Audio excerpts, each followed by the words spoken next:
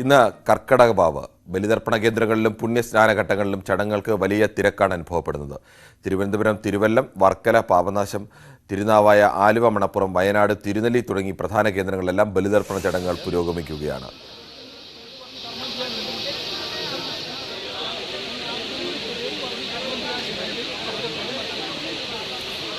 തിരുവനന്തപുരം തിരുവല്ലത്തു നിന്നും വി അരുൺ ചേരുന്നു. ആദ്യം തിരുനാവായിൽ നിന്ന് CV അനുമോദും, ആലുവയിൽ നിന്ന് ഡാനി പോളും, തിരുനെല്ലിയിൽ നിന്ന് രതീഷ് വാസുദേവനും പിന്നാലെ ചേരുന്നുണ്ട്. ആദ്യം വി അരുണിലേക്ക്.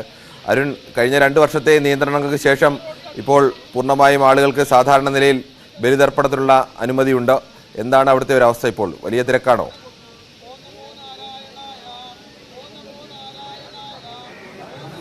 കിരൺ, വലിയ തിരക്കാണ് തിരുവല്ലത്ത് ഉള്ളത്. തിരുവനന്തപുരത്തെ ഏറ്റവും പ്രധാനപ്പെട്ട ബലിതർപ്പണ കേന്ദ്രമാണ്. കേരളത്തിലെ പ്രധാനപ്പെട്ട ബലിതർപ്പണ കേന്ദ്രങ്ങളിലൊന്നാണ് തിരുവല്ലം. ഇവിടെ രാവിലെ 2:30 ബലിതർപ്പണ ചടങ്ങുകൾ ആരംഭിച്ചു.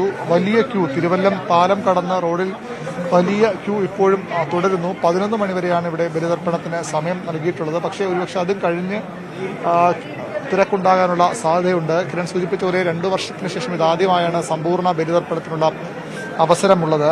കോവിഡ് കാരണം കഴിഞ്ഞ വർഷവും കടുത്ത നിയന്ത്രണങ്ങളായിരുന്നു. ഇത്തവണ അതുകൊണ്ട് തന്നെ വലിയ ഒരു തിരക്ക് എല്ലാ ബലിതർപ്പണ കേന്ദ്രങ്ങളിലും അനുഭവപ്പെടുന്നുണ്ട്. തിരുവല്ലത്ത് ഒരേ സമയം 2000 പേർക്കാണ് ബലിതർപ്പണത്തിനുള്ള സൗകര്യം ഏർപ്പെടുത്തിയിട്ടുള്ളത് ദേവസ്വം ബോർഡ് അറിയിക്കുന്നു. അതിനപ്പുറത്തേക്ക് 3000 പേർ ബലിതർപ്പണ ചടങ്ങുകൾ കഴിഞ്ഞ് 1 മണിക്കൂറിൽ ഇവിടുന്ന് പുറത്തു പോകാനുള്ള ക്രമീകരണം, മറ്റ് വഴിപാടുകളൊക്കെ പൂർത്തിയാക്കി പുറത്തേക്ക് പോകാനുള്ള ക്രമീകരണവും തിരുവല്ലത്ത് ഒരുക്കിയിട്ടുണ്ട്. വർക്കല പാപനാശമാണ് തിരുവനന്തപുരത്തെ മറ്റു പ്രധാന ബലിതർപ്പണ കേന്ദ്രം. എങ്ങനെയാണ് ഇത്രയേറെ ആളുകൾക്ക് ഇപ്പോൾ 2000 പേരെ വീതം ക്യൂവിൽ നിന്ന് കയറ്റിവിട്ട് അവരുടെ ചടങ്ങുകൾക്ക് ശേഷം അവരെ പുറത്തുവിട്ടു, പിന്നെ അടുത്ത ആളുകളെ കയറ്റിവിട്ട്, അങ്ങനെയാണോ അവിടെ രീതി?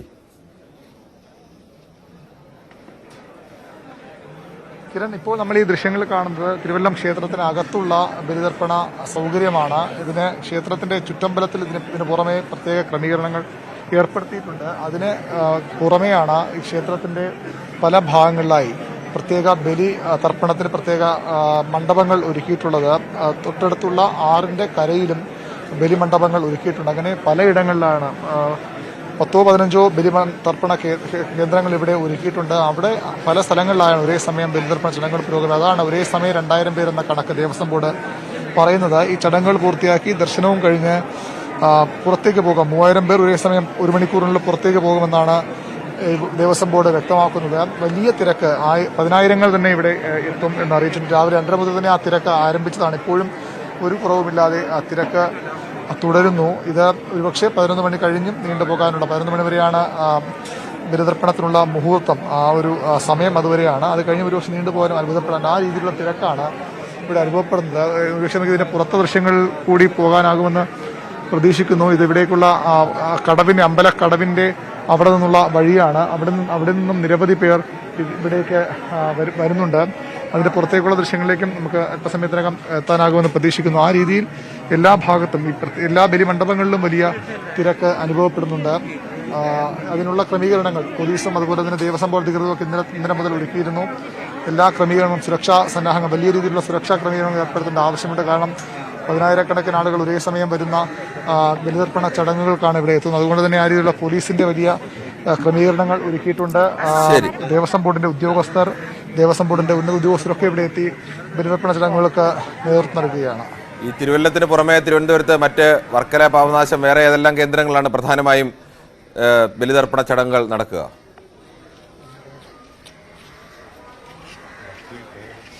വർക്കല പാപനാശം തന്നെയാണ് മറ്റു പ്രധാനപ്പെട്ട ബലിതർപ്പണ കേന്ദ്രം.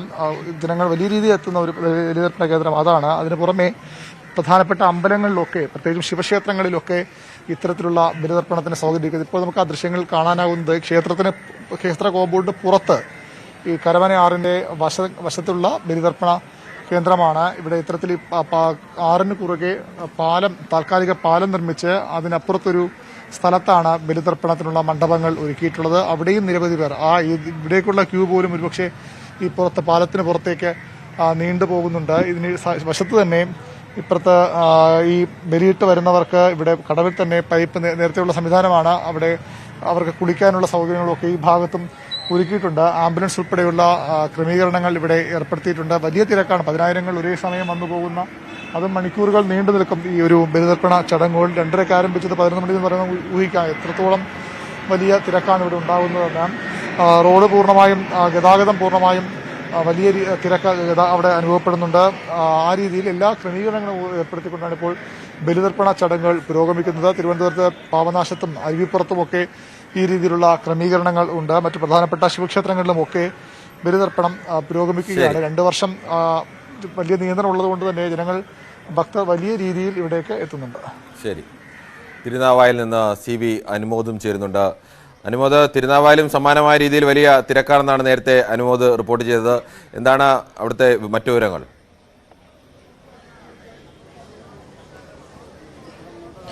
കിരൺ, നമുക്ക് ദൃശ്യങ്ങളിൽ കാണാം. തിരുനാവായിൽ ഭാരതപ്പുഴയുടെ തീരത്ത് ഭാരതപ്പുഴയിൽ ബലിതർപ്പണ ചടങ്ങുകൾ വിശ്വാസികൾ നിർവഹിക്കുന്നതിൻ്റെ കാഴ്ചയാണ് നമ്മൾ കാണുന്നത്. നമുക്കറിയാം, തെക്കൻ കാശി, ദക്ഷിണ കാശി എന്നൊക്കെ അറിയപ്പെടുന്ന ഒരു വിശ്വാസികളെ സംബന്ധിച്ച് ഏറെ വൈശിഷ്ട്യമുള്ള ഒരു സ്ഥലമാണ് തിരുനാവായ.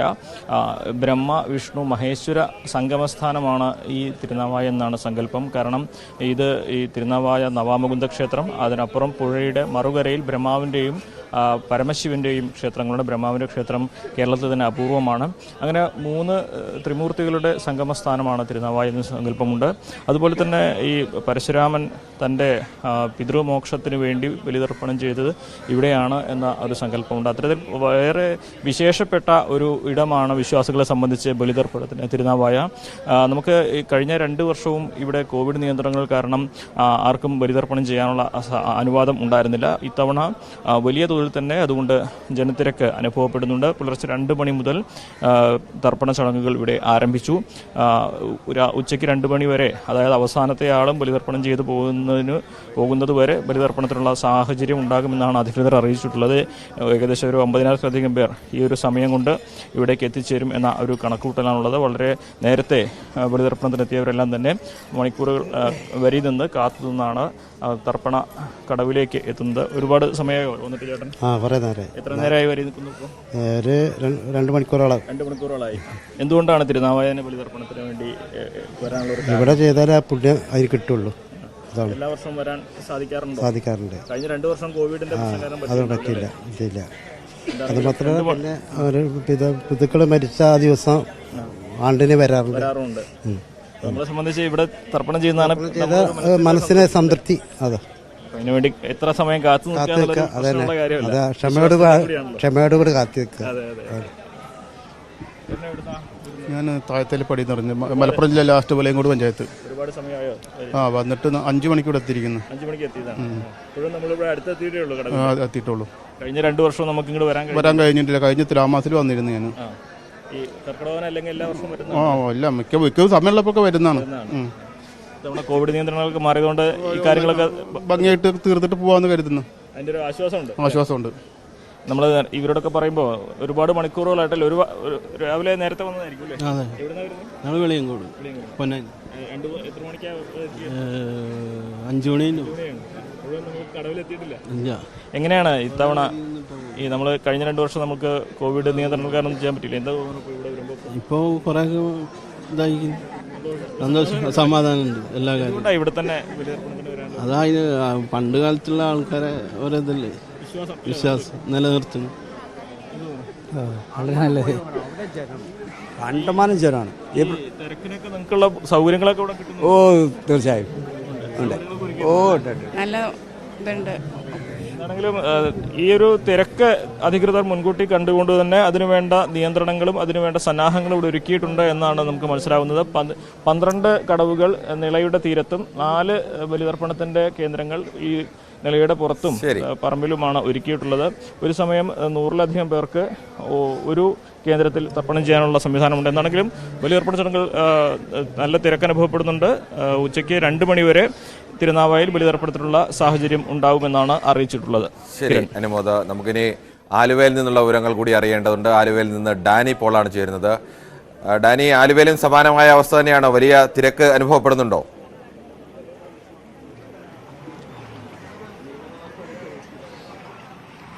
കിരൺ, വലിയ തിരക്കുകൾ തന്നെയാണ് അനുഭവപ്പെടുന്നത്. കാരണം നേരത്തെ തിരുവനന്തപുരത്തു നിന്നും അതോടൊപ്പം തന്നെ തിരുവനാവായിൽ നിന്നും എല്ലാം തന്നെ സൂചിപ്പിച്ചതുപോലെ കഴിഞ്ഞ ഒരു 2 വർഷത്തെ വലിയ രീതിയിലുള്ള നിയന്ത്രണങ്ങൾ, കോവിഡ് നിയന്ത്രണങ്ങളെല്ലാം തന്നെ അതെല്ലാം മാറിക്കൊണ്ട് പൂർണ്ണ തോതിലേക്ക് ആളുകൾക്ക് ഇവിടെ എത്തുന്നതിനും ബലിതർപ്പണം നടത്തുന്നതിനുമെല്ലാം ഒരു പൂർണ്ണമായ സ്വാതന്ത്ര്യം നൽകിക്കൊണ്ടാണ് ഇത്തവണ ഈ ചടങ്ങുകൾ പുരോഗമിക്കുന്നത്. അതുകൊണ്ട് ഇന്നലെ രാത്രി 9 മണി മുതൽ തന്നെ ഈ പെരിയാറിൻ്റെ തീരങ്ങൾ, പ്രത്യേകിച്ച് ഈ മഹാദേവ ക്ഷേത്രത്തോട് സമീപിച്ച കടവുകൾ, ഇതെല്ലാം തന്നെ സജീവമായിരുന്നു. ഇന്ന് പുലർച്ചെ 4 മണിയോടുകൂടിയാണ് ഇവിടെ മഹാദേവ ക്ഷേത്രത്തിലെ മേൽശാന്തി മുല്ലപ്പള്ളി ശങ്കരൻ നമ്പൂതിരിയുടെ മുഖ്യ കാർമ്മികത്വത്തിൽ ചടങ്ങുകൾക്ക് ഔപചാരികമായ ഒരു തുടക്കമായത്, ബലിതർപ്പണ ചടങ്ങുകൾക്ക് തുടക്കമായത്. ഏതാണ്ട് തിരുവിതാംകൂർ ദേവസ്വം ബോർഡ് അതിൻ്റെ കീഴിൽ 80ഓളം ബലിത്തറകളാണ് ഇവിടെ ഒരുക്കിയിരിക്കുന്നത്. നിരവധി ആയിരക്കണക്കിന് പേരാണ് പുലർച്ചെ മുതൽ തന്നെ ഇവിടേക്ക് എത്തിക്കൊണ്ടേ ഇരിക്കുന്നത്. വലിയ രീതിയിലുള്ളൊരു സുരക്ഷാ സംവിധാനങ്ങളടക്കം ഇവിടെ വിന്യസിച്ചിട്ടുണ്ട്. പോലീസ്, ഫയർഫോഴ്സ്, നേവിയുടെ റെസ്ക്യൂ ടീം, ഇതെല്ലാം തന്നെയും പെരിയാറിൻ്റെ തീരങ്ങളിൽ വളരെ സജീവമായി ജാഗ്രതയോടുകൂടി തന്നെ സുരക്ഷ ഉറപ്പാക്കുന്നുണ്ട്. അതോടൊപ്പം തന്നെ അദ്വൈതാശ്രമം, ഇതിന് തൊട്ട് അപ്പുറത്തുള്ള അദ്വൈതാശ്രമത്തിലും സമാനമായ രീതിയിൽ ബലിത്തറകൾ ഒരുക്കിയ ആളുകൾക്ക് ബലിതർപ്പണം നടത്താനുള്ള പൂർണ്ണ സൗകര്യങ്ങളും എല്ലാം തന്നെ ഏർപ്പെടുത്തിയിട്ടുണ്ട്. രാവിലെ ഇന്ന് പുലർച്ചയോടുകൂടി തന്നെ ഇതേ സമയത്തോടുകൂടി തന്നെയാണ് പി കെ ജയന്തനാണ് അവിടെ മേൽശാന്തി. അദ്ദേഹത്തിൻ്റെ നേതൃത്വത്തിലാണ് ചടങ്ങുകൾക്ക് തുടക്കമായത്. നമ്മൾ ദൃശ്യങ്ങൾ കാണുന്നത് പോലെ ഇത് കഴിഞ്ഞ 2 വർഷത്തിന് ശേഷം ഉള്ള ഒരു കാഴ്ചയാണ്. കാരണം 2 വർഷം വളരെ രീതിയിലുള്ള നിയന്ത്രണങ്ങൾ ഉണ്ടായിരുന്ന ഈ പടവുകളാണ്. നമ്മൾ 2 വർഷം ആ സമയത്തെല്ലാം തന്നെ ഇവിടേക്ക് വരുമ്പോഴെല്ലാം വളരെ പരിമിതമായ രീതിയിൽ മാത്രമാണ് ആളുകളെ ഇവിടേക്ക് കയറ്റിവിട്ടിരുന്നത്. കാരണം അത്തരം നിയന്ത്രണങ്ങളെല്ലാം തന്നെ ഉണ്ടായിരുന്നു. ഇപ്പോൾ ആ നിയന്ത്രണങ്ങളെല്ലാം തന്നെ മാറിയിരിക്കുന്നു. കഴിഞ്ഞ ശിവരാത്രി ദിവസം നമ്മൾ കണ്ടാണ് വളരെ വലിയ തിരക്ക് അനുഭവപ്പെടുന്നൊരിടമായി ഇത് മാറുന്നു വീണ്ടും. അതോടൊപ്പം തന്നെയാണ് ഇന്നിപ്പോൾ കർക്കിടക വാവ് ദിവസത്തിലേക്ക് ബലിതർപ്പണത്തിനായി നിരവധി പേരാണ് പിതൃമോക്ഷ ചടങ്ങുകൾക്ക് വേണ്ടി ഇവിടേക്ക് എത്തിക്കൊണ്ടിരിക്കുന്നത്. പുലർച്ചെ ആരംഭിച്ച ഈ ചടങ്ങുകൾ ഇന്ന് വൈകിട്ട് വരെ തന്നെ ഏതാണ്ട് നീണ്ടു നിൽക്കും. അതിനുവേണ്ടിയുള്ളൊരു സൗകര്യങ്ങളും ക്രമീകരണങ്ങളും എല്ലാം തന്നെ ഒരുക്കിയിരിക്കുന്നു. 750-ലധികം പോലീസുകാരെയാണ് ഇവിടെ വിന്യസിച്ചിട്ടുള്ളത്. ഈ പരിസര പ്രദേശങ്ങളെല്ലാം തന്നെ വലിയ തിരക്ക് അനുഭവപ്പെടുന്നതുകൊണ്ട് തന്നെ പാർക്കിംഗ് സൗകര്യങ്ങൾ, അനുബന്ധ സൗകര്യങ്ങളെല്ലാം തന്നെയും വളരെ നിയന്ത്രിച്ച് തന്നെയാണ് പോലീസ് മുന്നോട്ട് കൊണ്ടുപോകുന്നത്. അല്ലെങ്കിൽ വലിയ രീതിയിൽ തന്നെ ഈ പ്രദേശം ഇപ്പോൾ തന്നെ വലിയ തിരക്ക് അനുഭവപ്പെട്ടു തുടങ്ങുന്നു. ട്രാഫിക് സംവിധാനങ്ങളടക്കം ആ തിരക്കിലേക്ക് മാറുന്നു. അതെല്ലാം നിയന്ത്രിച്ചുകൊണ്ട് തന്നെയാണ് മുന്നോട്ട് പോകുന്നത്. ചടങ്ങുകളെല്ലാം ഇപ്പോഴും പൂർണ്ണ തോതിൽ തന്നെ തുടരുന്നു. നിരവധി പേരാണ് ആലുവയിൽ പെരിയാറിൻ്റെ തീരത്തേക്ക് പിതൃമോക്ഷ ചടങ്ങുകൾക്ക് വേണ്ടി എത്തിക്കൊണ്ടിരിക്കുന്നത്. കിരൺ. ശരി, ഡാനി പൊള്ളാണ് ആലുവയിൽ നിന്നുള്ള വിവരങ്ങൾ നൽകിയത്. ഇനി തിരുനെല്ലിയിലേക്ക് കൂടി നമുക്ക് പോകേണ്ടതുണ്ട്. തിരുനെല്ലിയിൽ നിന്നും രതീഷ് വാസുദേവനാണ്. രതീഷ്, എങ്ങനെയാണ് അവിടെയും സമാനമായ രീതിയിൽ വലിയ തിരക്കാണോ? എത്ര മണിക്കാണ് അവിടെ ചടങ്ങുകൾ ആരംഭിച്ചത്? 2 വർഷത്തെ കോവിഡ് നിയന്ത്രണങ്ങൾക്ക് ശേഷം തിരുനെല്ലിയിൽ ഇപ്പോൾ കർക്കിടകവാവ് ബലികർമ്മങ്ങൾ വളരെ സജീവമായിരിക്കുകയാണ്. ഇന്ന് 10,000-കണക്കിന് ആളുകളാണ് ഇവിടെ രാവിലെ 3 മണിക്ക് തന്നെ ഇവിടെയുള്ള ചടങ്ങുകൾ ആരംഭിച്ചു. 3 മണിക്ക് തന്നെ ചടങ്ങുകൾ ആരംഭിച്ചു. ഇപ്പോൾ ചടങ്ങുകൾ തുടരുകയാണ്. ആയിരക്കണക്കിന് വിശ്വാസികളാണ് ഇന്ന് വാവുബലി കർമ്മങ്ങൾക്ക് വേണ്ടി ഇവിടെ തിരുനെല്ലിയിലെ ഈ പാപനാശിനിയിൽ എത്തിയിട്ടുള്ളത്. ഇപ്പോൾ നമ്മോടൊപ്പം നമ്മുടെ ഈ ക്ഷേത്രത്തിൻ്റെ എക്സിക്യൂട്ടീവ് ഓഫീസർ ചേരുന്നു. എങ്ങനെയാണ് ഇതിൻ്റെ ഒരു ഇപ്പോൾ ഉള്ള കാര്യങ്ങളൊക്കെ എങ്ങനെയാണ്? നല്ല രീതിയിലുള്ള ഭക്തജന തിരക്കാണ് ഇപ്പോൾ അനുഭവപ്പെട്ടുകൊണ്ടിരിക്കുന്നത്. ഒന്ന് കാട്ടിക്കുളത്ത് എത്തി അവിടുന്ന് KSRTC ബസ് ഇവിടെ തിരുനെല്ലി എത്തുന്നതോടുകൂടിയാണ് തിരക്ക് അനുഭവപ്പെടുന്നത്. എത്ര ബസ് വരുന്നോ അതിനനുസരിച്ചില്ല. അത് കാട്ടിക്കുളത്താണ് ഇപ്പോൾ ആൾക്കാർ ഭക്തജനങ്ങൾ മുഴുവൻ തമ്പടിച്ച് നിൽക്കുന്നത്. അവരുടെ സൗകര്യത്തിനനുസരിച്ചുകൊണ്ട് ബസ് കയറി ഈ തിരുനെല്ലി എത്തും. അതിനുള്ള ഒരു കാലതാമസം നേരിട്ടുകൊണ്ടിരിക്കുന്നുണ്ട്. കൂട്ടമായി വരുന്നതിന് പകരം ഒരു 50 2 ബസ്സിൽ വരുന്ന ആൾക്കാർ 100-200 ആൾക്കാരാണ് വന്നുകൊണ്ടിരിക്കുന്നത്. അപ്പോൾ എന്തായാലും നമ്മുടെ മുൻ വർഷത്തെ അപേക്ഷിച്ച് നല്ല ഒരു ഭക്തജന തിരക്കാണ് നമ്മൾ അനുഭവപ്പെട്ടുകൊണ്ടിരിക്കുന്നത്. എന്തായാലും മുൻ വർഷങ്ങളെ അപേക്ഷിച്ച് കൃത്യമായ ഒരു ധാരണയോടുകൂടി തന്നെയാണ് ദേവസ്വം ബോർഡും ഈ വിഷയത്തിൽ ഇടപെട്ടിട്ടുള്ളത്. 20ഓളം KSRTC ബസ്സുകളാണ് കാട്ടിക്കുളത്തും തെക്ക് റോഡിലും ആണ് ഈ സ്വകാര്യ വാഹനങ്ങളെ നിയന്ത്രിച്ചുകൊണ്ട് KSRTC ബസ്സുകളിലാണ് വിശ്വാസികൾ ഇങ്ങോട്ട് തിരുനെല്ലിയിലേക്ക് ക്ഷേത്രത്തിലേക്ക് എത്തുന്നത്. എന്നാലും കാര്യങ്ങൾ മറ്റ് മുൻ വർഷങ്ങളേക്കാൾ കൂടുതൽ കാര്യക്ഷമമായി നടത്തുന്നുള്ള ആത്മവിശ്വാസത്തിലാണ് ദേവസ്വം ബോർഡിലെ അധികൃതരൊക്കെ ഉൾപ്പെടെയുള്ളത്. വയനാട് തിരുനെല്ലി പാപനാശിനിയിൽ നിന്നും Ratheesh Vasudevan, News 18.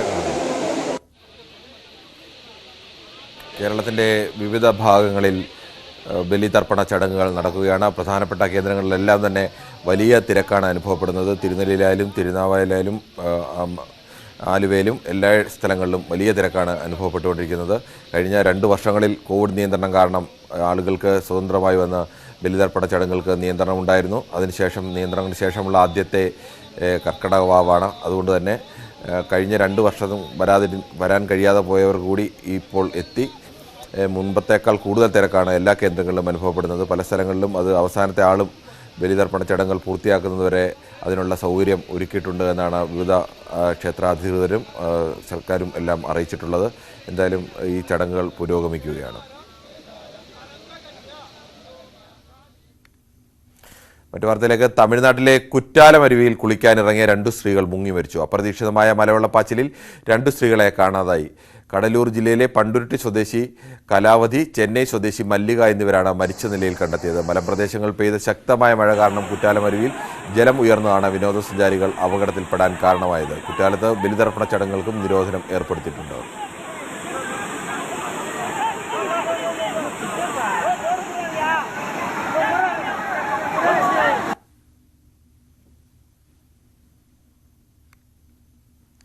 Iraq parliament കയ്യേറി പ്രതിഷേധക്കാർ. ഇറാൻ പിന്തുണയുള്ള നേതാവിനെ പ്രധാനമന്ത്രി സ്ഥാനാർത്ഥിയാക്കിയതിനെതിരെയാണ് പ്രതിഷേധം. ഷിയ നേതാവ് മുക്താദ അൽ സദറിന്റെ അനുയായികളാണ് പാർലമെന്റ് മന്ദിരത്തിലേക്ക് ഇരച്ചു കയറിയത്. പ്രതിഷേധക്കാർ സ്പീക്കറുടെ ഡയസിൽ കിടക്കുന്നടക്കമുള്ള ദൃശ്യങ്ങൾ പുറത്തുവന്നു. സംഭവം നടക്കുമ്പോൾ പാർലമെന്റിൽ എംപിമാർ ഉണ്ടായിരുന്നില്ല. പാർലമെന്റിൽ സുരക്ഷാ ചുമതലയുണ്ടായിരുന്ന സൈന്യം പ്രതിഷേധക്കാരോട് മൃദു സമീപനം സ്വീകരിച്ചതായും റിപ്പോർട്ടുകളുണ്ട്. മുൻ മന്ത്രിയായ മുഹമ്മദ് ഷിയ അൽ സുൽത്താനിയെ പ്രധാനമന്ത്രി സ്ഥാനാർത്ഥിയായി അംഗീകരിക്കാനാകില്ലെന്നാണ് പ്രതിഷേധക്കാരുടെ നിലപാട്. പ്രതിഷേധക്കാർ പാർലമെന്റ് മന്ദിരം ഒഴിഞ്ഞു പോകണമെന്ന് പ്രധാനമന്ത്രി മുസ്തഫ അൽ ഖദിമി ആവശ്യപ്പെട്ടു.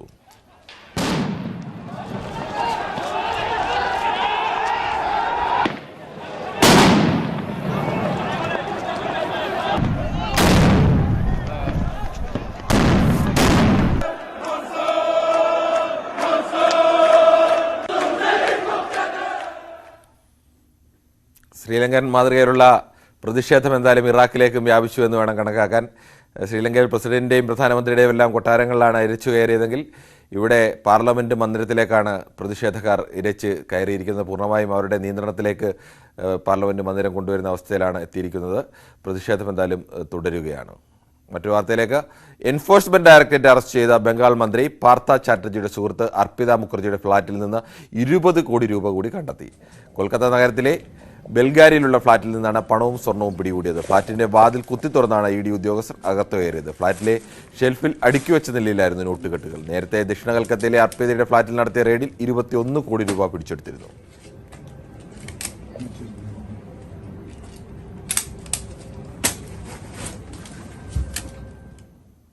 അത്യന്തം ദാരുണമായ ഒരു വാർത്തയിലേക്കാണ്. അട്ടപ്പാടിയിൽ യുവതിയെ കാട്ടാന ചവിട്ടിക്കൊന്നു. കാവണ്ടിക്കൽ പ്ലാമരത്ത് മല്ലികയാണ് മരിച്ചത്. പുലർച്ചെ 2:30 ആക്രമണമുണ്ടായത്. കൂടുതൽ വിവരങ്ങളുമായി പ്രസാദ് ഉടുമ്പശ്ശേരിയാണ് ചേരുന്നത്. പ്രസാദ്, എങ്ങനെയായിരുന്നു സംഭവം?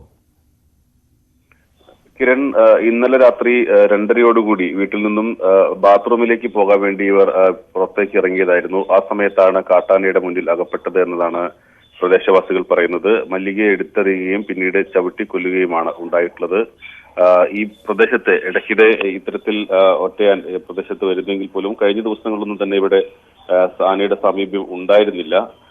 സമീപത്തെ കാടുകളിൽ നിന്ന് വന്നതാണ് എന്നുള്ള നിഗമനത്തിലാണ് നാട്ടുകാർ. മൃതദേഹം പോസ്റ്റ്മോർട്ടത്തിനായി അഗളി ആശുപത്രിയിലേക്ക് മാറ്റിയിട്ടുണ്ട്.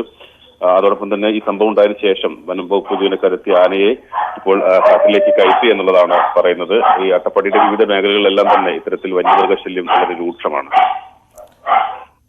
ഈ സാധാരണഗതിയിൽ ഈ പ്രദേശത്തൊക്കെ ആന ഇറങ്ങുന്ന സ്ഥലമാണോ? അങ്ങനെ അതിനുള്ളൊരു മുൻകരുതലൊക്കെ വരാൻ സാധ്യതയുള്ള സ്ഥലമാണോ?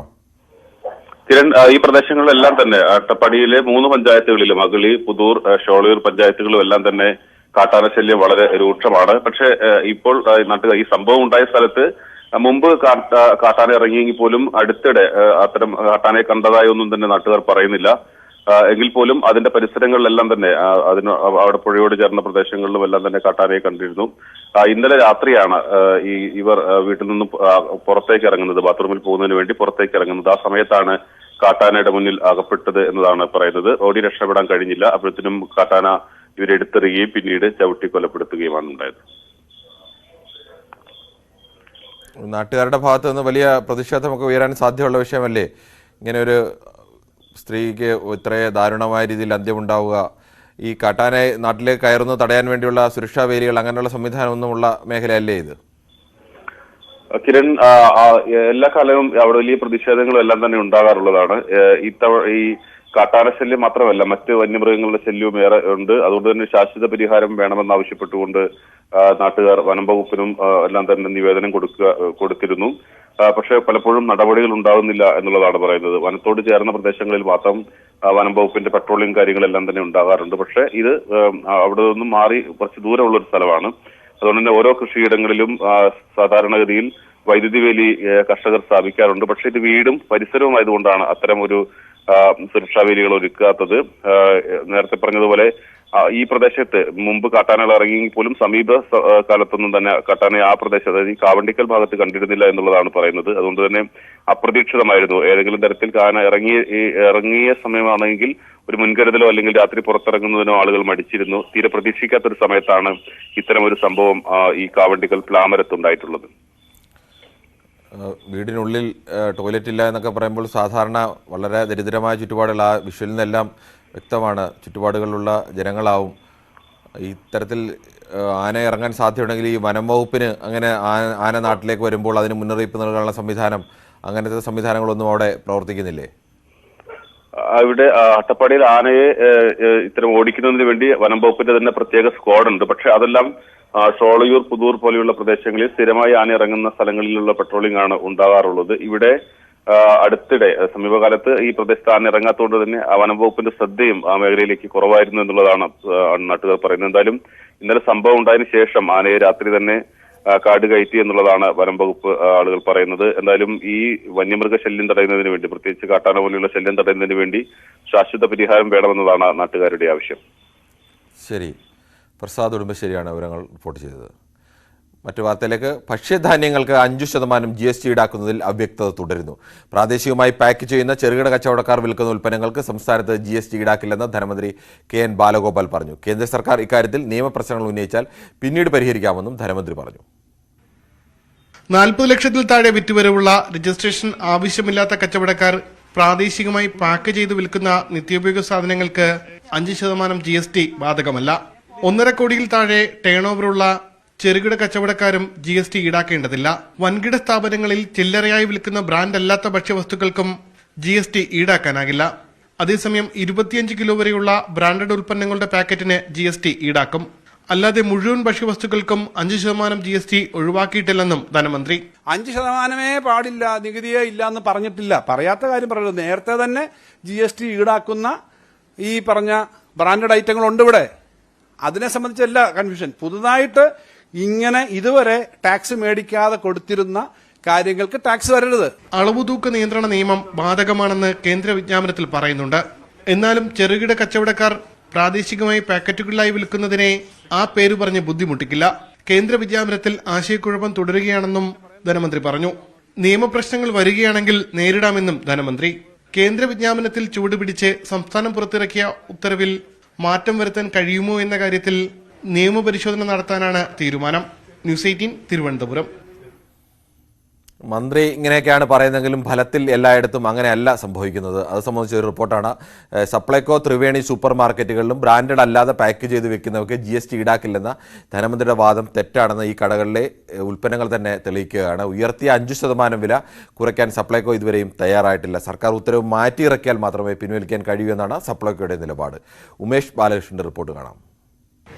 ബ്രാൻഡുകളല്ലാത്ത ഭക്ഷ്യധാന്യങ്ങൾക്ക് 5% GST കേരളത്തിൽ നടപ്പാക്കില്ല എന്നാണ് മുഖ്യമന്ത്രി കഴിഞ്ഞ ദിവസം പറഞ്ഞത്. അത് തന്നെയാണ് ധനമന്ത്രി ആവർത്തിക്കുകയും ചെയ്തത്. പക്ഷേ സർക്കാർ സ്ഥാപനമായ സപ്ലൈകോയിൽ അത് നടപ്പാക്കിയിട്ടില്ല. സപ്ലൈകോയിൽ MRP, അതായത് ചെറുപയർ, നമുക്ക് ഈ വില നോക്കുകയാണെങ്കിൽ ചെറുപയറിന്റെ വില 92 രൂപ 40 പൈസയാണ്. 2 രൂപ പാക്കിംഗ് ചാർജ് ഉൾപ്പെടെ 94 രൂപയാണ് എഴുതിയിരിക്കുന്നത്. സപ്ലൈകോയുടെ ബ്രാൻഡുകളിലടക്കം ഈ രീതിയിൽ ശബരി പോലുള്ള ബ്രാൻഡഡ് ഉൽപ്പന്നങ്ങൾക്ക് 5% GST ഈടാക്കിയാൽ അത് മാറ്റാൻ കഴിയില്ല. പക്ഷെ അല്ലാത്ത ഉൽപ്പന്നങ്ങൾക്ക് 5% GST എന്നുള്ളത് നടപ്പാക്കേണ്ടതില്ല എന്നുള്ളതാണ്. എന്തായാലും ഈ രീതിയിലാണ് സപ്ലൈകോയുടെ വില നിലവാരം. സപ്ലൈകോ മറ്റ് ഈ രീതിയിൽ വന്നു കഴിഞ്ഞാൽ ജയ അരി, ഉദാഹരണത്തിന് ജയ അരി എടുത്തു കഴിഞ്ഞാൽ 40 രൂപ 50 പൈസയാണ് പുതിയ MRP. നേരത്തെ ആണെങ്കിൽ 35 രൂപ 50 പൈസയായിരുന്നു. 40 രൂപ 50 പൈസ പ്ലസ് 2 രൂപ പാക്കിംഗ് ചാർജ്. ആ രീതിയിലാണ് ഈ സാഹചര്യങ്ങൾ വരുന്നത്. എന്തായാലും അകത്ത് കയറി പരിശോധിച്ച് കഴിഞ്ഞാൽ 2 രീതിയിലുള്ള ഉൽപ്പന്നങ്ങളാണ് എപ്പോഴും നമുക്ക് ഇതിൽ ലഭിക്കുക. ഒന്ന് സപ്ലൈകോ മാർക്കറ്റുകളിൽ ലഭിക്കുക, ഒന്ന് ഇത്തരത്തിൽ ശബരി എന്ന് പറയുന്ന സപ്ലൈകോയുടെ തന്നെ ബ്രാൻഡ്. ഇത്തരം ബ്രാൻഡുകൾക്ക് 5% GST നടപ്പാക്കണം. എന്നാൽ ഇത്തരത്തിൽ പാക്ക് ചെയ്ത ഉൽപ്പന്നങ്ങളുണ്ട്. ഇതിൽ സപ്ലൈകോ എന്ന് എഴുതിയ കവറുണ്ട്, പക്ഷെ അല്ലാതെ ഒരു ബ്രാൻഡല്ല.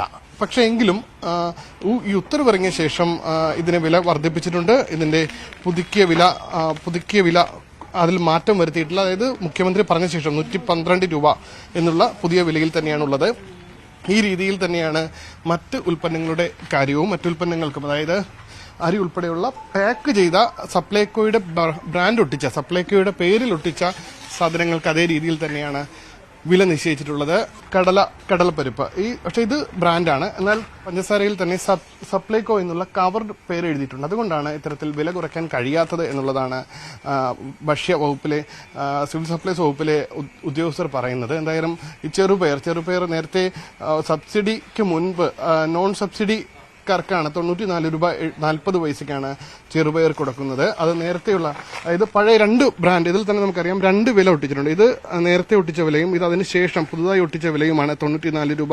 20-ാം തീയതിക്ക് ശേഷം 20/7/2012 94 രൂപ 40 പൈസ എന്ന നിലയിൽ ബ്രാൻഡിലെ വില മാറ്റിയത്. എന്തായാലും മുഖ്യമന്ത്രി പറഞ്ഞതുപോലെ വില ഇവിടെ മാറ്റിയിട്ടില്ല.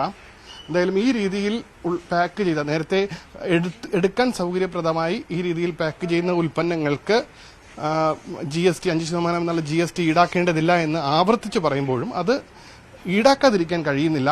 സപ്ലൈകോ അധികൃതർ പറയുന്നത് ഇത്തരത്തിൽ അങ്ങനെ ഈടാക്കേണ്ട എങ്കിൽ അതിന് ഒരു ഉത്തരവായി ഇറക്കണം. കാരണം സപ്ലൈകോ ഒരു വലിയ ചെയിനാണ്.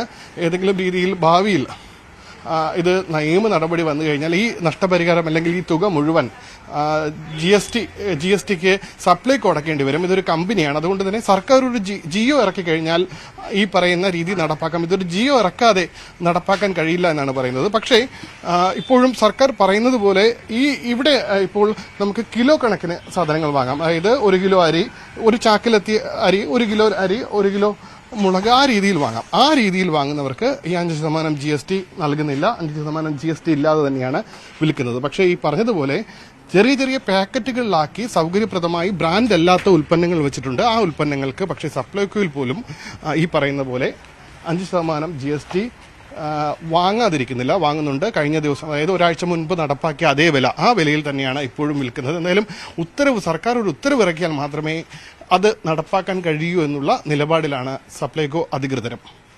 ക്യാമറമാൻ ഹരിക്കൊപ്പം ഉമേഷ് ബാലകൃഷ്ണൻ, ന്യൂസ് 18 തിരുവനന്തപുരം. എന്തായാലും മുഖ്യമന്ത്രിയും ധനമന്ത്രിയും എല്ലാം പറഞ്ഞ വാക്കുകൾ ജനങ്ങൾക്ക് ഗുണം ചെയ്യുന്ന രീതിയിലേക്ക് മാറണമെന്നുണ്ടെങ്കിൽ സർക്കാരിൻ്റെ സമരമായ സപ്ലൈകോയിലടക്കം ഇനിയും മാറ്റം വരുത്താറുണ്ട്. അവിടെയെല്ലാം ഇപ്പോഴും ഈ അധിക വില തന്നെ ഈടാക്കുന്നു എന്നതാണ് സർക്കാരിൻ്റെ ശ്രദ്ധയിലേക്ക് കൂടിയാണ് ഞങ്ങൾ ഈ വാർത്ത അവതരിപ്പിക്കുന്നത്. മറ്റു വാർത്തയിലേക്ക്, AKG സെന്ററിലേക്ക് സ്ഫോടക വസ്തു എറിഞ്ഞ കേസ് അന്വേഷിക്കാൻ ക്രൈംബ്രാഞ്ച് സംഘമായി. SP S മധുസൂദനാണ് അന്വേഷണ മേൽനോട്ട ചുമതല. ക്രൈംബ്രാഞ്ച് DYSP ജലീൽ തോട്ടത്തിലാണ് മുഖ്യ അന്വേഷണ ഉദ്യോഗസ്ഥൻ. Cantonment assistant commissioner VS ദിൻരാജും സംഘത്തിലുണ്ട്. AKG സെന്ററിലേക്ക് സ്ഫോടക വസ്തു എറിഞ്ഞ് 1 മാസമാകുമ്പോഴും പ്രതിയെ കണ്ടെത്താനാകാത്ത സാഹചര്യത്തിലാണ് ക്രൈംബ്രാഞ്ചിന് കൈമാറിയത്. ക്രൈംബ്രാഞ്ച് SP S മധുസൂദനാണ് ചുമതല. സ്വപ്ന സുരേഷ്, PC ജോർജ് എന്നിവരുൾപ്പെട്ട ഗൂഢാലോചന കേസും അന്വേഷിക്കുന്നത് SP മധുസൂദനന്റെ നേതൃത്വത്തിലാണ്. അതിനിടെ കേസിൽ ക്രൈംബ്രാഞ്ച് പുതിയ FIR രജിസ്റ്റർ ചെയ്തു. IPC 436 എക്സ്പ്ലോസീവ് ആക്ടിലെ 3A വകുപ്പുകൾ ചുമത്തിയാണ് കേസെടുത്തത്. നേരത്തെ പ്രത്യേക സംഘത്തിന് രൂപം നൽകി അന്വേഷണം നടത്തിയെങ്കിലും പ്രതിയിലേക്കോ സഞ്ചരിച്ച വാഹനത്തിലേക്കോ എത്താൻ സാധിച്ചിരുന്നില്ല. അക്രമി സഞ്ചരിച്ച വാഹനം സംബന്ധിച്ചും ആശയക്കുഴപ്പം നിലനിൽക്കുന്നുണ്ട്. പ്രഹരശേഷി കുറഞ്ഞ പടക്കമാണ് എറിഞ്ഞതെന്ന് ഫോറൻസിക് പരിശോധനയിൽ കണ്ടെത്തിയിരുന്നു. 100-ലധികം CCTV ദൃശ്യങ്ങളാണ് ഇതുവരെ പരിശോധിച്ചത്. CPM നടത്തിയ നാടകമാണ് സംഭവമെന്നാണ് പ്രതിപക്ഷ ആരോപണം. ന്യൂസ് 18 തിരുവനന്തപുരം. എന്തായാലും പോലീസിന് നാണക്കേടാണിത്. ഭരിക്കുന്ന പാർട്ടിയുടെ ആസ്ഥാനത്തേക്ക് ഇങ്ങനെ ഒരു പടക്കമേറുണ്ടായിട്ട് ഇത്ര കാലമായിട്ടും അതിൻ്റെ പ്രതികളെ കണ്ടെത്താൻ കഴിയുന്നില്ല എന്നത്. എന്തായാലും ഇപ്പോൾ ക്രൈംബ്രാഞ്ചിൻ്റെ അന്വേഷണത്തിൻ്റെ ഫലം കാത്തിരിക്കാം. മറ്റു ഭാഗത്തിലേക്ക് +1 പ്രവേശനത്തിൻ്റെ ട്രയൽ അലോട്ട്മെൻറ്റ് മാറ്റി. ഇന്ന് പ്രസിദ്ധീകരിക്കേണ്ടിയിരുന്ന ട്രയൽ അലോട്ട്മെൻറ്റാണ് നാളത്തേക്ക് മാറ്റിയത്. നാളെ ഉച്ചയ്ക്ക് 2 മണിക്ക് ട്രയൽ അലോട്ട്മെൻറ്റ് ഫലം പ്രസിദ്ധീകരിക്കുമെന്ന് വിദ്യാഭ്യാസ വകുപ്പ് അറിയിച്ചിട്ടുണ്ട്. ആദ്യ അലോട്ട്മെൻറ്റ് അടുത്ത മാസം 3-ന് നടക്കും. മുഖ്യ അലോട്ട്മെൻറ്റ് 20-ന് അവസാനിക്കും. തുടർന്ന് അടുത്ത മാസം 22-ന് ക്ലാസുകൾ ആരംഭിക്കാനാണ് വിദ്യാഭ്യാസ വകുപ്പിൻ്റെ തീരുമാനം. പൊതുവിദ്യാഭ്യാസ മേഖലയിൽ സുപ്രധാനമായ ചുവടുവയ്പുമായി സർക്കാർ. സംസ്ഥാനത്തെ സ്കൂളുകളിൽ അതിവേഗ ഇന്റർനെറ്റ് സൗകര്യം ലഭ്യമാക്കാൻ പദ്ധതി വരുന്നു. സ്കൂളുകളിൽ 100 MB/s വേഗതയിൽ ബ്രോഡ്ബാൻഡ് കണക്ടിവിറ്റി ലഭ്യമാക്കാനാണ് ധാരണാപത്രം ഒപ്പുവെച്ചത്. ഒരു സ്കൂളിന് പ്രതിമാസം 3300 GB ഡേറ്റ ഈ വേഗതയിൽ ഉപയോഗിക്കാം. സ്കൂളുകളിൽ 12.5 ഇരട്ടി വേഗതയിൽ ഇന്റർനെറ്റ് സംവിധാനം ഒരുക്കുന്നതാണ് പദ്ധതി. ഹൈസ്കൂൾ, ഹയർ സെക്കൻഡറി, VHSC സ്കൂളുകളിലാണ് അതിവേഗ ഇന്റർനെറ്റ് സേവനം ലഭിക്കുക. നിലവിൽ സെക്കൻഡിൽ 8 MB വേഗതയാണ് ലഭിക്കുന്നത്. പുതിയ പദ്ധതി പ്രകാരം ഇത് 100 MB/s ആയി മാറും. കൈറ്റും BSNL-ഉം ചേർന്ന് ധാരണാപത്രത്തിൽ ഒപ്പുവെച്ചു. ഇതുവഴി 4685 ഹൈടെക് സ്കൂളുകളിലെ 45,000 ക്ലാസ് മുറികളിൽ അതിവേഗ ഇന്റർനെറ്റ് എത്തും. ഇന്ത്യയിൽ തന്നെ കേരള സംസ്ഥാനത്ത് ആദ്യമായിട്ടാണ് ഇങ്ങനെ ഒരു നമ്മുടെ ഒരു ഭാവി തലമുറയെ വാർത്തെടുക്കുന്നതിന് വേണ്ടി അതീവ താല്പര്യം കാണിച്ച് BSNL-ന്റെ മാനേജ്മെന്റ് വന്നിട്ടുള്ളത്. കേരള പൊതുവിദ്യാഭ്യാസ രംഗത്ത് BSNL ഇടപെടുന്ന ശക്തമായിട്ടുള്ള ഇടപെടലാണ് എന്നുള്ള കാര്യം ഞാൻ ഈ അവസരത്തിൽ സൂചിപ്പിക്കുവാൻ ആഗ്രഹിക്കുന്നു. നികുതി കൂടാതെ പ്രതിവർഷം 10,000 രൂപ നിരക്കിൽ 8 Mbps ബ്രോഡ്ബാൻഡ് എന്നതാണ് നിലവിലെ കരാർ. ഈ കരാറിൽ നിന്ന് അധിക തുക ഈടാക്കാതെയാണ് വേഗത വർദ്ധിപ്പിക്കുന്നത്. വേഗത കൂടിയ കണക്ഷൻ എല്ലാ ക്ലാസ് മുറികളിലും എത്തുന്നതിലൂടെ ഡിജിറ്റൽ ഓൺലൈൻ പഠനത്തിന് സാധ്യതയേറും. News 18 Thiruvananthapuram. Thiruvananthapuram cotton hill സ്കൂളിലെ റാഗിംഗ് പരാതിയിലെ അന്വേഷണ റിപ്പോർട്ടിന്റെ അടിസ്ഥാനത്തിൽ വിദ്യാഭ്യാസ വകുപ്പിൽ കൂടുതൽ നടപടികളുണ്ടാവും. ഡൽഹിയിലുള്ള മന്ത്രി വി ശിവൻകുട്ടി തിരിച്ചെത്തിയ ശേഷമാവും നടപടികൾ സ്വീകരിക്കുക. റാഗിംഗ് പരാതി ദുരുദ്ദേശത്തോടെ എന്നായിരുന്നു DDE തയ്യാറാക്കിയ അന്വേഷണ റിപ്പോർട്ടിലെ വിലയിരുത്തൽ. അതേസമയം സ്കൂളിനെ തകർക്കാൻ ഗൂഢാലോചന നടത്തിയെന്നാരോപിച്ച് സ്കൂൾ അധികൃതർ കമ്മീഷണർക്ക് നൽകിയ പരാതിയിൽ പോലീസ് അന്വേഷണം ആരംഭിച്ചിട്ടുണ്ട്. വൈകാതെ സ്കൂളിലെത്തി പോലീസ് വിവരശേഖരണം നടത്തും. രാജ്യത്തെ തന്നെ ആദ്യത്തെ സൗജന്യ സിവിൽ സർവീസ് പരിശീലന കേന്ദ്രം മലപ്പുറം പെരിന്തൽമണ്ണയിലാണ് യാഥാർത്ഥ്യമാകുന്നത്. MLA നജീബ് കാന്തപുരത്തിന്റെ സ്വപ്ന പദ്ധതിയായ സിവിൽ സർവീസ് അക്കാദമിയുടെ ഉദ്ഘാടനം ഞായറാഴ്ചയാണ്. വിദ്യാഭ്യാസ ശാക്തീകരണമാണ് അടുത്ത തലമുറയെ വാർത്തെടുക്കുന്നതിൽ പ്രധാനമെന്ന തിരിച്ചറിവാണ് നജീബ് കാന്തപുരത്തെ സൗജന്യ സിവിൽ സർവീസ് പരിശീലന കേന്ദ്രം എന്ന പദ്ധതിയിലേക്ക് നയിച്ചത്. പെരിന്തൽമണ്ണ ISS എഡ്യൂക്കേഷൻ സൊസൈറ്റി ക്യാമ്പസിലാണ് സിവിൽ സർവീസ് റെസിഡൻഷ്യൽ കോച്ചിംഗ് കേന്ദ്രം സജ്ജമാകുന്നത്. മലബാറിലെ 7 ജില്ലകളിൽ നിന്നുള്ള 100 കുട്ടികളാണ് തെരഞ്ഞെടുക്കപ്പെട്ടത്. 4000-ലധികം അപേക്ഷകരിൽ നിന്നും ഇവരെ തെരഞ്ഞെടുത്തത് പരീക്ഷകൾക്കും മുഖാമുഖങ്ങൾക്കും ശേഷമാണ്. N പ്രശാന്ത്, ശ്രീധന്യ തുടങ്ങി 11 IAS-കാരാണ് ഇതിനെല്ലാം നേതൃത്വം നൽകിയത്. വളരെ മെറിറ്റോറിയസ് ആയിട്ട് മാത്രം നടത്തിയ ഒരു എക്സാമിനകത്തേക്ക് കടന്നു വന്ന കുട്ടികളിൽ ഒരു 40% വളരെ പരമദരിദ്രമായ ബാക്ക്ഗ്രൗണ്ടിൽ നിന്ന് വരുന്ന കുട്ടികളാണ്. അതിൻ്റെ ഏറ്റവും വലിയ സന്തോഷമാണ് ഇന്ന് എനിക്കുള്ളത്. കാരണം ആ കുട്ടികളിൽ നിന്ന് ഒരു കുട്ടിയെങ്കിലും ജീവിതത്തിൽ രക്ഷപ്പെട്ട് കാണുമ്പോഴുള്ള നമുക്ക് കിട്ടുന്നൊരു ആത്മസംതൃപ്തി ഉണ്ടല്ലോ, അതിനേക്കാൾ വലുതൊന്നുമില്ലല്ലോ. എല്ലാ സമൂഹത്തിൽ നിന്നും, എല്ലാ സമുദായത്തിൽ നിന്നും, എല്ലാ വിഭാഗത്തിൽ നിന്നും കുട്ടികളുണ്ട്. പിന്നെ ഞങ്ങൾക്കൊരു നിർബന്ധം മാൻഡേറ്ററി ഉണ്ടായിരുന്നത് SC വിഭാഗത്തിൻ്റെ സാന്നിധ്യമായിരുന്നു. അത് 5% അവർക്ക് കൃത്യമായ സാന്നിധ്യം ഉറപ്പുവരുത്തിയിട്ടുണ്ട്. 100 കുട്ടികളിൽ 5 കുട്ടികൾ SC വിഭാഗത്തിലെ കുട്ടികളാണ്. പെൺകുട്ടികൾ 40% പെൺകുട്ടികളാണ്. സ്വാഭാവികമായും സിവിൽ സർവീസ് രംഗത്തേക്ക് 40% പെൺകുട്ടികൾ വരുന്നത് തന്നെ സന്തോഷകരമായിട്ടാണ് ഞാൻ കാണുന്നത്. 100 കുട്ടികൾക്കും പരിശീലകർക്കും താമസിക്കാനുള്ള സൗകര്യങ്ങൾ ഇവിടെ സജ്ജമാവുകയാണ്. 100 പേർക്ക് ഒരുമിച്ചിരിക്കാൻ കഴിയുന്ന ആധുനിക ഡിജിറ്റൽ അധ്യാപന സംവിധാനങ്ങളുള്ള ക്ലാസ് റൂം, വിപുലമായ ലൈബ്രറി സംവിധാനം, conference hall, discussion room, studio, തുറന്ന അന്തരീക്ഷത്തിലുള്ള പഠന സംവാദ ഹാൾ തുടങ്ങി നവീനമായ മികച്ച സാഹചര്യങ്ങളാണ് ഇവിടെ ഒരുങ്ങുന്നത്. രാജ്യത്തെ തന്നെ മികച്ച സിവിൽ സർവീസ് പരിശീലകരുടെ സേവനവും ഇവിടെ ഉണ്ടാകും. കേരളത്തിൽ തന്നെ നല്ല മികച്ച അധ്യാപകർ, പ്രത്യേകിച്ച് സിവിൽ സർവീസ് രംഗത്ത് തിളങ്ങുന്ന അധ്യാപകർ ഒരുപാടുണ്ട്. അവരൊക്കെ നമ്മൾ കൊണ്ടുവരും. പിന്നെ ഇതൊരു ഫിലാന്ത്രോപ്പിക് ആയതുകൊണ്ട് ഇതിൻ്റെ ഒരു ഗുണം എന്ന് പറയുന്നത് ഇത് ലാഭത്തിന് വേണ്ടി നടത്താത്തതായതുകൊണ്ട് ഏത് ഉദ്യോഗസ്ഥന്മാർക്കും സർവീസിലുള്ളവർക്കും ഇവിടെ വരാം. ഇപ്പം ഞങ്ങൾ ഇൻ്റർവ്യൂ സെഷൻ കൈകാര്യം ചെയ്തത് ഫിസിക്കലായി തന്നെ IAS-കാരാണ്. അപ്പോൾ സ്വാഭാവികമായിട്ടും ഇതൊരു കച്ചവട സ്ഥാപനം അല്ലാത്തതുകൊണ്ട്, ഇതൊരു സാമൂഹ്യ പ്രവർത്തനം ആയതുകൊണ്ട് അവരുടെയൊക്കെ സാന്നിധ്യം ഈ കുട്ടികൾക്ക് കിട്ടും. 3 കോടി രൂപയാണ് ഇതുവരേക്കും ചെലവ് വന്നിട്ടുള്ളത്. അക്കാദമിയുടെ നടത്തിപ്പിന് പ്രതിവർഷം 2 കോടിയിലധികം രൂപ ചെലവ് വരും. ISS എഡ്യൂക്കേഷണൽ സൊസൈറ്റി കെട്ടിടം നിർമ്മിക്കാൻ സ്ഥലം സൗജന്യമായി നൽകി. കോഴിക്കോട് നടക്കാവ് ഹൈസ്കൂൾ അടക്കം കേരളത്തിലെ വിവിധ വിദ്യാലയങ്ങളെ ലോകോത്തര നിലവാരത്തിലേക്ക് ഉയർത്തിയ ഫൈസൽ ആൻഡ് ഷബാന ഫൗണ്ടേഷൻ ഈ പദ്ധതിയുടെ പ്രധാന പങ്കാളിയാണ്. പൊതുജന പങ്കാളിത്തമാണ് മുന്നോട്ടു പോകാനുള്ള ഊർജ്ജമെന്ന് നജീബ് കാന്തപുരം. ISS എന്ന് പറയുന്ന സ്ഥാപനം 70 സെന്റ് സ്ഥലം ഞങ്ങൾക്ക് വിട്ടു തന്നു. അതിൽ 18,000 സ്ക്വയർ ഫീറ്റ് കെട്ടിടം 2.5 മാസം കൊണ്ട് പണി പൂർത്തിയാവുന്നു എന്നുള്ളത് ഒരു പക്ഷേ അതൊരു ഹിസ്റ്ററി തന്നെയാണ്. അതിൻ്റെ കാരണം ISSൻ്റെ ഭാരവാഹികളും മാനേജ്മെൻറ്റും അതുപോലെ നമ്മുടെ മുദ്ര ഫൗണ്ടേഷനാണ് ഇതിൻ്റെ പ്രവർത്തനങ്ങളെല്ലാം ഏകോപിപ്പിക്കുന്നത്. അവരും കൈകോർത്ത് നമ്മൾ ഏറ്റവും കൂടുതൽ സഹായിച്ച 2 പേരെ നമുക്ക് മറക്കാൻ കഴിയില്ല. കാരണം അതൊന്ന് ഫൈസൽ ആൻഡ് ഷബാന ഫൗണ്ടേഷനാണ്. അവർ രണ്ടാവരുടെയും വിഷൻ എന്ന് പറയുന്നത് ഇറ്റ്സ് ആൻ എക്സൈറ്റിംഗ് വിഷൻ. ഇതുപോലെ തന്നെ ഞങ്ങൾ ഈ ആശയം പ്രഖ്യാപിക്കുമ്പോൾ ഞങ്ങളുടെ കൂടെ ക്രിയ എന്ന് പറയുന്ന പദ്ധതിയുടെ കൂടെ നിന്ന ഒരു ഓൺട്രപ്രണറുണ്ട്. അത് അനീഷ് അച്യുതനാണ്, പെരിന്തൽമണ്ണക്കാരനാണ്. ഓപ്പൺ എന്ന് പറയുന്ന കമ്പനിയാണ്. അവർ ശരിക്കും പറഞ്ഞാൽ ഞങ്ങളുടെ കൈകളിൽ ഒന്നുമില്ലാത്ത സമയത്ത് ഞങ്ങൾക്ക് സാമ്പത്തികമായി ക്രിയ റൺ ചെയ്യാൻ വേണ്ടി എല്ലാ സംവിധാനവും ഉണ്ടാക്കിയതാണ്. ഇപ്പോൾ നമുക്ക് ഒരു വർഷത്തേക്ക് ഏതാണ്ട് 2 കോടി രൂപയോളം നമുക്ക് റണ്ണിങ് കോസ്റ്റ് മാത്രം വരും. എന്ന് പറഞ്ഞാൽ ഒരു കുട്ടിക്ക് 2 ലക്ഷം രൂപയോളം അവരുടെ ഹോസ്റ്റലും താമസവും അടക്കം അവരുടെ എക്സ്പെൻസ്, അത്രയും നല്ല ഫാക്കൽറ്റീസിനെയാണ് നമ്മൾ പുറത്തുനിന്ന് കൊണ്ടുവരുന്നുണ്ട്. അപ്പോൾ ഇതിനൊക്കെ വേണ്ടി ചിലവ് വരും. പക്ഷേ അത് ഞാൻ പൊതുജനങ്ങളിൽ നിന്ന് സമാഹരിക്കാൻ കഴിയുമെന്ന ആത്മവിശ്വാസം എനിക്കുണ്ട്. കാരണം ഒരു കുട്ടിക്ക് 2 ലക്ഷം രൂപയോളമാണ് ചിലവ് വരുന്നത്. 100 കുട്ടികളെ 100 സ്പോൺസർമാരെ നമുക്ക് കണ്ടെത്താൻ കഴിയും. സിവിൽ സർവീസ് പരിശീലനത്തിന്റെ രാജ്യത്തെ തന്നെ ഏറ്റവും പ്രധാനപ്പെട്ട കേന്ദ്രമായി അക്കാദമിയെ ഉയർത്തുക എന്ന വലിയ സ്വപ്നം കൂടിയുണ്ട് നജീബ് കാന്തപുരത്തിന്. അതിന് പിന്നിൽ ചില കാരണങ്ങളുമുണ്ട്. ഒരു കുടുംബം മാറുന്നതോടെ ഒരു ഡെസ്റ്റിനിയാണ് മാറുന്നത്.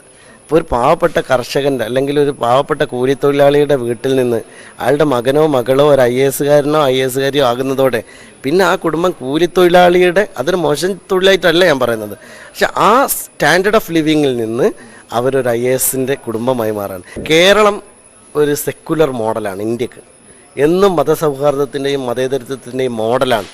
ഈ മോഡലിൽ ജീവിച്ച, ഈ മതസൗഹാർദ്ദത്തിൽ വിശ്വസിക്കുന്ന ഒരു തലമുറ രാഷ്ട്രനിർമ്മാണ പ്രക്രിയയിൽ പങ്കാളികളാകുമ്പോൾ ഈ രാജ്യത്തിന് കിട്ടുന്ന ഒരു വലിയ കരുത്തുണ്ട്. ആ കരുത്താണ് എൻ്റെ ഏറ്റവും വലിയ സ്വപ്നം എന്ന് പറയുന്നത്. സമൂഹത്തിന്റെ താഴെത്തട്ടിൽ നിന്നുള്ളവർക്ക് വരെ സിവിൽ സർവീസ് എന്ന വലിയ ലക്ഷ്യം നേടാൻ കഴിയുമ്പോഴാണ് പാണക്കാട് ഹൈദരലി ശിഹാബ് തങ്ങളുടെ പേരിൽ ഉയരുന്ന ഈ അക്കാദമി സാർത്ഥകമാവുക എന്ന് പറഞ്ഞു നിർത്തുന്നു പെരിന്തൽമണ്ണ MLA. ന്യൂസ് 18 മലപ്പുറം. കടലോളം കണ്ണീർ.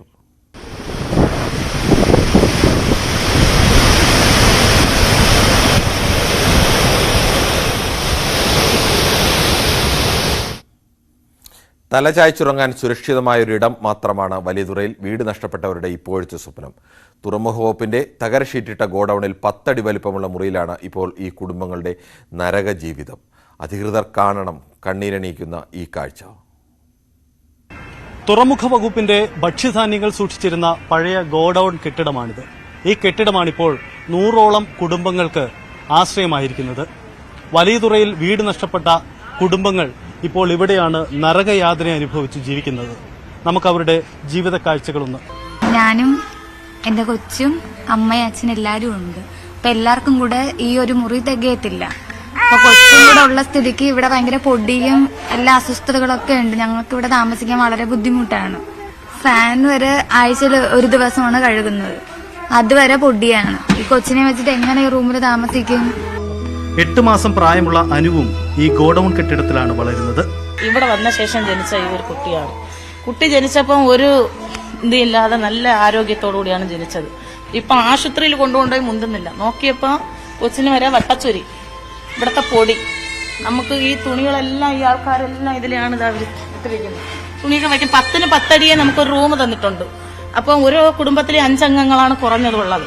ഈ 5 അംഗങ്ങളുടെ തുണി, അവരുടെ ആഹാര സാധനങ്ങൾ, പാത്രങ്ങൾ, പഠിക്കുന്ന മക്കളുടെ ബുക്കുകൾ, ഈ എല്ലാം ഈ തുണികൾ ഉൾപ്പെടെ ഇങ്ങനെ ഇടുമ്പോൾ ഇതിൽ കൃമികൾ വന്നിരിക്കുന്നു. അപ്പം ഞങ്ങൾ ആശുപത്രിയിൽ പോയപ്പോൾ അവർ പറയുന്നത് അവിടുത്തെ പൊടി കാരണമാണ് നിങ്ങൾക്ക് ഇത്രയും അസുഖങ്ങൾ വരുന്നത്. 30 ദിവസം മാത്രം പ്രായമുള്ള വിവാനിയയുടെ കാലിൽ വ്രണങ്ങൾ കണ്ടു തുടങ്ങി. എലിയും പാറ്റയും കടിക്കാതെ കൊച്ചുമകളെ എങ്ങനെ സംരക്ഷിക്കുമെന്ന ആശങ്കയാണ് അമ്മ ഫ്രീഡയ്ക്ക്. സിസേറിയൻ ചെയ്തിട്ട് ഓപ്പറേഷൻ ആയിരുന്നു എനിക്ക്. ഞാനിവിടെ ഇവിടെ പൊടി ഇതൊക്കെ നമുക്ക് ചുമയും തുടങ്ങി, ചുമയും ബുദ്ധിമുട്ടും കാര്യമുണ്ട്. ഇവിടുത്തെ പൊടിയും കാര്യം ഇതൊക്കെ ആയിട്ട് ഒട്ടും സൗകര്യമില്ല. വേവിക്കുമ്പോഴൊക്കെ അതിൻ്റെയൊക്കെ ബുദ്ധിമുട്ടും കാര്യങ്ങളൊക്കെ ഉണ്ട് ഇവിടെ ഇത് കിടക്കുമ്പോഴത്തേക്ക് കുഞ്ഞിന്. നമ്മൾ ഒരുപാട് നാളായിട്ട് ഇവിടെ കിടക്കുന്നു. ആ മൂത്ത കുഞ്ഞും ഇതേപോലെയായിരുന്നു. വീട് നഷ്ടപ്പെട്ട സമയത്തായിരുന്നു മൂത്ത കുഞ്ഞിനെയും കിട്ടിയത്. 50ഓളം കുടുംബങ്ങളാണ് വലിയ തുറയിലെ തകര ഷീറ്റിട്ട ഈ ഗോഡൌണിൽ കഴിയുന്നത്. 5 പേരോളം അടങ്ങുന്ന ഒരു കുടുംബത്തിന് ഇരുമ്പ് കൊണ്ട് മറച്ച 10 അടി വലിപ്പമുള്ള സ്ഥലം. എലിയുടെ കൂടെയാണ് ഞങ്ങൾ അന്തി ഉറങ്ങുന്നത്. ഞങ്ങളെ മനുഷ്യനായിട്ട് കാണണം. ഇനിയും ഈ സർക്കാരിന് ഞങ്ങളല്ലേ കൊണ്ടുവന്നത്. ഈ കേരളത്തിന്റെ അകത്ത് നിയമസഭ നടക്കുന്നത് 6 കിലോമീറ്ററിന്റെ അങ്ങാട്ടാണ്.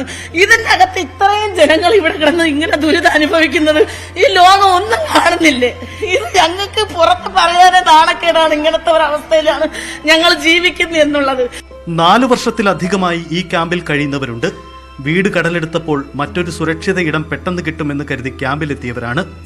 പ്രായപൂർത്തിയായ പെൺമക്കളെയും കൊണ്ട് പ്രതീക്ഷയറ്റ് ക്യാമ്പിൽ കഴിയേണ്ടി വരുന്നത് ഓർക്കുമ്പോൾ ഇവരുടെ കണ്ണ് നിറയുന്നു. ഇവിടെ ഓർമ്മ വെച്ച നാളെ മുതൽ ഞാൻ ഇവിടെ തന്നെയാണ്. 3ാം ക്ലാസ്സിലാണ് വീട് പോയത്. 2 വർഷമായിട്ട് ഇവിടെ തന്നെയാണ് ഞങ്ങൾ. ഇവിടെ ഇത്രയും പേര്. അപ്പം ഇവരെത്ര അനുഭവിക്കുന്നത് നമുക്ക് തന്നെ അറിയില്ല. വീട്ടിൽ കിടന്ന് ഉറങ്ങാൻ പറ്റത്തില്ല. കുലുങ്ങയും പുറവശത്ത് എല്ലാം സ്പോണ്ടേഷൻ ഒക്കെ പോയി. അപ്പോൾ കല്ലെല്ലാം ഇളകി തുടങ്ങി. അപ്പം അതിനകത്ത് കിടക്കാൻ പറ്റില്ല. വീടെല്ലാം കിടന്ന് കുലുങ്ങുകയാണ്. തീരമേഖലകളിൽ വീട് നഷ്ടപ്പെട്ട കുറെ പേർക്ക് സർക്കാരിന്റെ ഫ്ളാറ്റ് സമുച്ചയത്തിലേക്ക് മാറാൻ കഴിഞ്ഞു. പക്ഷേ ഭൂരിപക്ഷവും ക്യാമ്പുകളിലെ ദുരിത ജീവിതത്തിലാണ്. പരാതികൾക്ക് പരിഹാരമില്ലാതെ വന്നപ്പോൾ പ്രതീക്ഷയറ്റ ഒരു സമൂഹമാണിത്. തീരം വീണ്ടും കടലെടുക്കുമ്പോൾ കൂടുതൽ പേർ ഭവനരഹിതരാകുന്നു. ക്യാമ്പുകളിലെ അന്തേവാസികളുടെ എണ്ണവും വർദ്ധിക്കുകയാണ്. ഭരണസിരാ കേന്ദ്രമായ സെക്രട്ടേറിയറ്റിൽ നിന്നും വെറും 5 കിലോമീറ്റർ ദൂരം മാത്രമാണ് നമ്മളിപ്പോൾ കണ്ട ഈ ദുരന്ത കാഴ്ചകൾ. തലചായ്ക്കാൻ സുരക്ഷിതമായ ഒരു ഇടം തേടിയുള്ള ഇവരുടെ കാത്തിരിപ്പ് എന്നവസാനിക്കും? സർക്കാരുകളുടെ വികസന അജണ്ടകളിലേക്ക് ഇവരുടെ വേദനകൾ എന്ന് കടന്നുവരും? ക്യാമറാമാൻ കൃഷ്ണപ്രസാദിനൊപ്പം TG സജിത്, ന്യൂസ് 8. സർക്കാരിൻ്റെ അടിയന്തരമായ ശ്രദ്ധയിലേക്ക് വരേണ്ട വിഷയം തന്നെയാണ് കടലോളം കണ്ണീരിൽ ഞങ്ങൾ ഓരോ ദിവസവും അവതരിപ്പിക്കുന്നത്. കഴിഞ്ഞ ഇത്രയും വർഷമായി 10 അടി മാത്രമുള്ള ഒരു സ്ഥലത്ത് ഒരു കുടുംബം കഴിയേണ്ടി വരിക എന്നുള്ളത് കുട്ടികൾക്ക് പോലും രോഗങ്ങൾ വരുന്ന അവസ്ഥയിലേക്കും, ഈ ചെറിയൊരു പയ്യൻ 4ാം ക്ലാസ്സിൽ പഠിക്കുന്ന പയ്യൻ, അവൻ ഓർമ്മ വെച്ച കാലം മുതൽ അവൻ്റെ ഓർമ്മയെല്ലാം അവിടെയാണ്. 2-3 വർഷമായി ഇങ്ങനെ ഒരു ചെറിയൊരു തകരക്കൂടിനുള്ളിൽ കഴിയേണ്ടി വരുന്നവരുടെ ദുരവസ്ഥ ഇനിയെങ്കിലും കാണാൻ അധികൃതർ തയ്യാറാവണം. അവരുടെ വികസന, അവസാനം സജിത്ത് പറഞ്ഞു നിർത്തിയതുപോലെ അവരുടെ വികസന അജണ്ടയിലേക്ക് അതിൻ്റെ മുഖ്യ ഇനമായി ഈ ദുരിതം അനുഭവിക്കുന്നവരുടെ ജീവിതത്തെ മാറ്റിമറിക്കാനുള്ള അജണ്ട ഉണ്ടാവേണ്ടതാണ്. അതിനുവേണ്ടി തന്നെയാണ് ഇത്തരം വാർത്തകൾ ഞങ്ങൾ പരമ്പരയായി തന്നെ ഇത് അന്വേഷിച്ച് ഇങ്ങനൊരു വാർത്താ പരമ്പര ഞങ്ങൾ സംപ്രേഷണം ചെയ്യുന്നതും അത് സമൂഹത്തിൻ്റെ ചർച്ചയിലേക്കും സർക്കാരിൻ്റെ ശ്രദ്ധയിലേക്കും വെക്കുന്നത്.